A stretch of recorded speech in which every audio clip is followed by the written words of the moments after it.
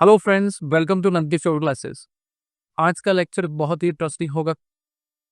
Statement आपके सामने बड़े ध्यान से पढ़िए। इस तरह के क्वेश्चंस अब तक रीजनिंग में different type of competitive exams में आते हैं। ध्यान से पढ़ते हैं। स्टेटमेंट क्या है? इन ए सीक्वेंस ऑफ पॉजिटिव इंटीजर्स, एक सीक्वेंस है, पॉजिटिव इंटीजर्स की सीक्वेंस है। Each term after the second each term after the second is the product of previous two terms. Sixth term in the sequence is 4000. What is the first term? बहुत ही अच्छा question.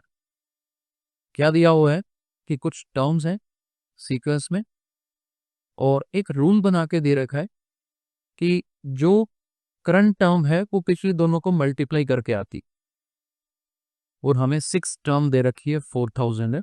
बताइए first term कौन सी होगी? Actual में तो मेरे को यहाँ पर फर्स्ट टर्म भी नहीं पता, सेकंड टर्म भी नहीं पता, क्योंकि जो टर्म है पिछली दोनों को मल्टीप्लाई करके बनती है ना, तो मेरे को तो पहली दोनों टर्म्स का ही आइडिया नहीं है।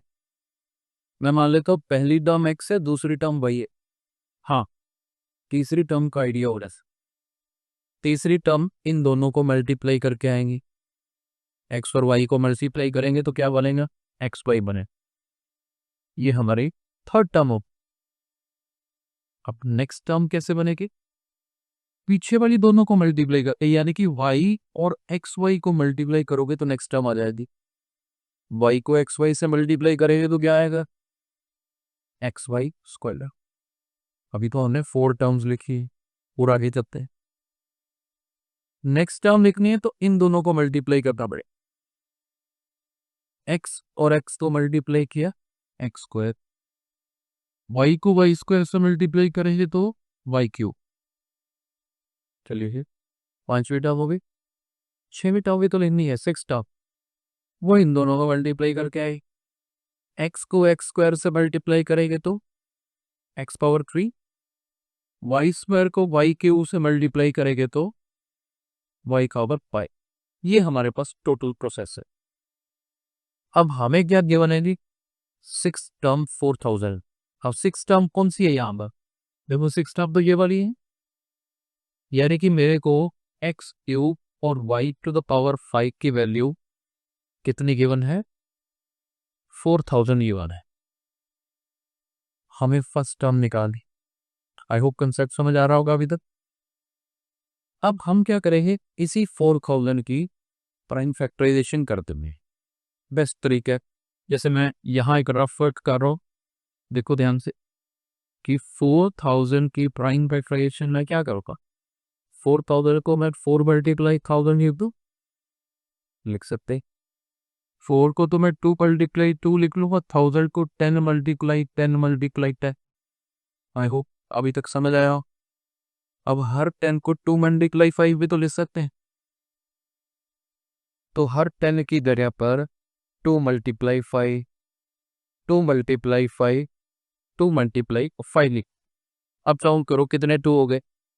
1 2 3 4 5, 5 हो, यानी कि ये बन गया 2 टू द पावर 5 मल्टीप्लाई 5 कितने? 3 है, तो ये बना 5 क्यूब। दैट मीन्स मेरी 4000 की प्राइम फैक्टराइजेशन देखो मैं कैसे यहाँ पर फिल कर रहा हूँ। एक्स क्यूब है ना, यहाँ 5 क्यूब है, तो मैं इसको ऐसे लिख रहा हूँ, एक्स की जगह पर 5 ऊपर पावर 3, 2 की पावर 5 में, यानी वाई की जगह पे 2 आ रहा। देखो कंपेयर करके बन रहा है। अब मैंने x की जगह पे 5 पुट किया, राइट? किसकी जगह पे 5 पुट किया? x की जगह पर मैंने 5 पुट किया। अब अगर मैंने x की जगह पर 5 पुट किया तो मेरी पहली टर्म कौन सी थी? देखो x ही तो मेरी पहली टर्म है, x ही तो पहली टर्म हुई ना। और वैसे क्वेश्चन में पूछा क्या है? What is the first term? तो मेरी फर्स्ट टर्म होनी चाहिए जी 5, और 5 मतलब डी ऑप्शन मेरा आंसर है। यहाँ पर ये 5 लिखा हो, एक ऑप्शन 5 है, तो फर्स्ट टर्म मेरी 5 हुई। हालांकि मेरे को सेकंड टर्म का आंसर भी मिल जाए यहाँ पर।